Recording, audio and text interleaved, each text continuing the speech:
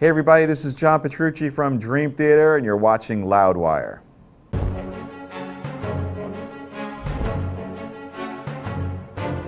Hey everyone, Graham from Loudwire here, and I'm with Mr. John Petrucci from Dream Theater. Thank you so much for your time today. Nice to be here. Oh, so appreciative. Distance Over Time is the new Dream Theater record. Make sure you pick that up. So, I went on to Wikipedia today. Okay.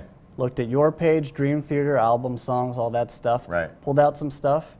You can tell me if it's fact or fiction and elaborate, if you don't mind. Awesome. First of all, because we always have to check, John Peter Petrucci. That is correct. Born in Long Island, New York. That's correct. That is correct. Yes. They do get that wrong All sometimes.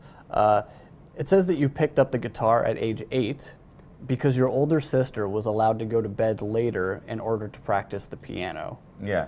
Let me clarify that a little bit. The actual age, I'm not totally sure. It was like in that zone. I was definitely young, before 10. So young enough to have a bedtime still, yeah, at least. Yeah, exactly. And my younger sister, my older sister played the organ.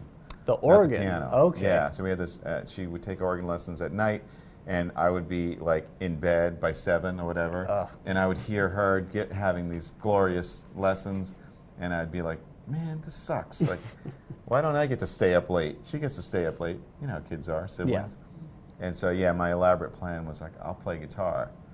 This way my lesson will be at night. I'll show her. Yeah. But then my lesson was like on Saturday, like during the day. That's what it said, that you decided to quit when your attempts to stay up late were unsuccessful. They were, and I honestly, I hated it. And I had this like guitar that was really hard to play. Okay. It might have been like that Hello Kitty one. Was the action super high or something? Action was super high.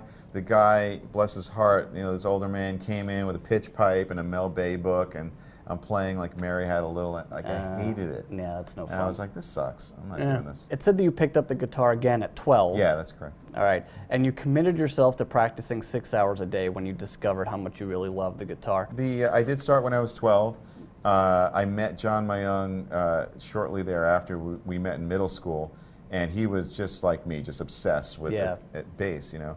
And we made this pact where we had to practice 6 hours a day. Like, that was our pact together. So, you know, back then, middle school, going into high school and everything, there were like a lot of parties. You know, guys were like, you know, oh, we're going to the beach, we're going to hang out. Blah, blah.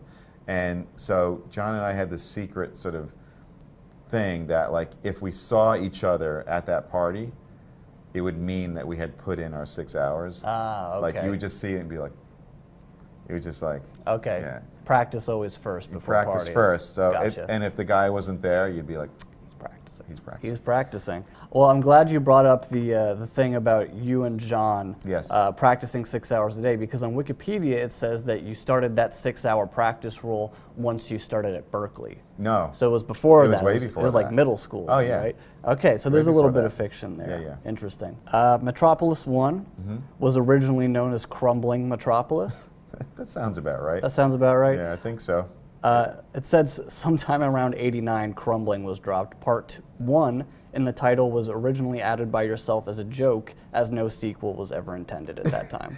Well, you know what? We were huge Rush fans. Of course. You know, and like whenever you see a Rush song with Part 1 and listen, it's like you got to do it. You know, so so the Part 1 was like. It was your inside Rush joke, kind of? It was. It wasn't like there wasn't really intended to be another section. Gotcha. It wasn't like 7 years later, we'll do Part 2. Exactly. Gotcha. Yeah. It says that when Kevin Moore announced that he was leaving the band, that you especially found the news very hard to take. Yes. Well, that was a tough time? Absolutely. You know, Kevin and I, he was my best friend growing up. So, you know, we like, you know, every guy probably has like a friend that they just do everything together. You know, it's like we literally did everything together. Our families were friends. You know, we lived right around the corner from each other. So it's like every day we were just hanging out, playing music, doing everything. And, you know, then obviously our band became successful, which was the dream we both had. We were touring. We had everything going for us. And we were, you know, doing the Awake, you know, recording, and he was like, yeah, I'm going to leave. And I just was like devastated. Yeah. I was like, what? You know, I don't understand. So yeah, so for me personally, it was very heartbreaking, you know, because that was basically, you know, at that point, and he kind of like sort of disappeared and went on and did his own thing. And we've been in touch very little, and I haven't actually talked to him in a long, long time. So it was basically the end of that long-time childhood relationship. Yeah. It was Give him a call. Yeah, come on, man. Moving on to the song Misunderstood. Yeah. It says you wrote and played the guitar solo, then reversed it. Then you learned how to play the reversed version. After recording it, you reversed it again. So that means like it was back to the beginning? I know that live it's definitely reverse, and live I have to like mimic a reverse playing when I'm trying to play it. Okay. But I'm gonna say I don't really recall how we did that exactly. Okay. Yeah, I'd have to listen to it again. I mean, we might have just reversed it and that was it. Yeah, if you reverse something twice, that's back where it began. That would be kind of silly. So it would be kind of a pointless exercise. Right, exactly. So the Black Clouds album, A Nightmare to Remember was based on a childhood car incident. Yes. And The Count of Tuscany was about an actual encounter in Tuscany. Yes. That's true? They're both true, yeah. What happened in Tuscany? Did you get kidnapped or something? It's a long story.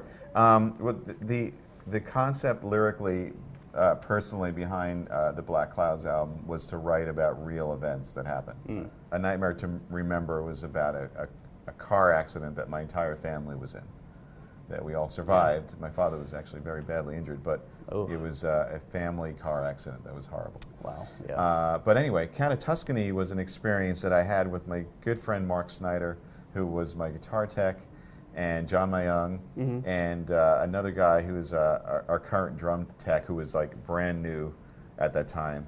And my buddy Mark is now a huge success in the wine business and owns Red Hook Winery in Brooklyn, the only winery in Brooklyn. Cool. But he was interested in possibly working with this winery in Tuscany. He said, "Do you want to come to this castle with the Count?" And so this guy, Sebastiano, picked us up in his little car, his tiny little car, and we drove through the city in Florence. And the first thing he said was that we're going to this castle, and oh yeah, just as an aside, if you know the Silence of the Lambs story, Silence of the Lambs, the sequel, Hannibal, where he's in Tuscany. Anthony Hopkins' character. He's playing at the curator of this big library in Tuscany, in Florence, and that was based on the Count's brother, like on his life. Oh. Yeah, so it was like, okay, that's weird and scary. Yeah. That is weird. That's really weird. So we eventually, we knew that, so that was freaky. We went to this castle, met the brother, who was like Italian but had an English accent, and was smoking a pipe, and he was like this historian and everything, and we proceeded to have the most bizarre experience of our lives, the four of us, with all these like weird encounters at the castle with the brother, and wow. It was really freaky. Like there's one room that we went into, and they had these like floor-to-ceiling wine barrels. It's like, and the guy was an historian, as I mentioned, and so he proceeded to tell us that during the war, the soldiers would come in there to hide from the Germans, and they'd go into the wine barrels, and he said, and they're still in there to this day, just like freaky things like that. It's just some weird dude in a castle, and so when I decided to write about real life situations, I'm like, I'm writing about that. Why not? Yeah. So it's a little weird, a little unconventional. Wow. That's Some cool. people might think it's hokey. No, that's awesome. It's funny. I like that. It says that Wither is a ballad written about the process that you go through during the writing of the song. Yes. So here's the funny thing. Sometimes we talked about what people interpret things, like the meaning. Yeah. So, people, I've had a lot of people say a lot of things about they like the poetry of that song and the deep meaning and everything.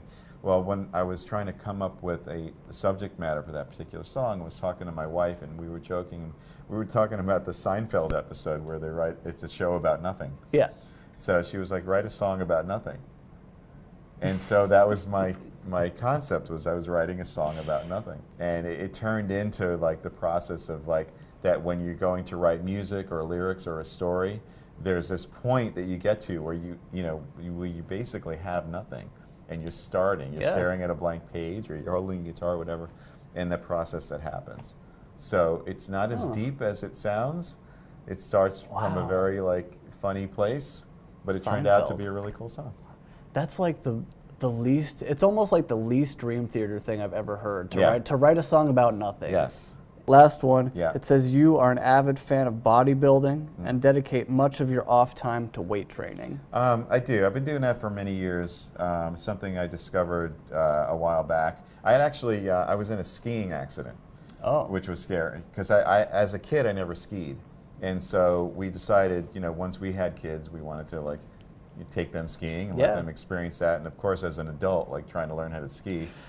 Yeah, it was pretty bad. And skiing out here on the East Coast, where there's a lot of ice and everything like that, I went tumbling down the mountain and dislocated my shoulder, and it was really awful. But I started kind of rehabilitating that, and I couldn't move my arm at all. Never mind lift anything. It's a nightmare for a guitarist. Yeah. But fortunately, I recovered from that and decided to train, and so then I got really, really into it and never looked back. But, awesome. It's it's the type of thing where it makes you feel strong and healthy, and you can go to do some sort of normal activity and not throw your back out or hurt yourself. Right. John, thank you so much. I appreciate it so much. Thank you. Thank you. All right.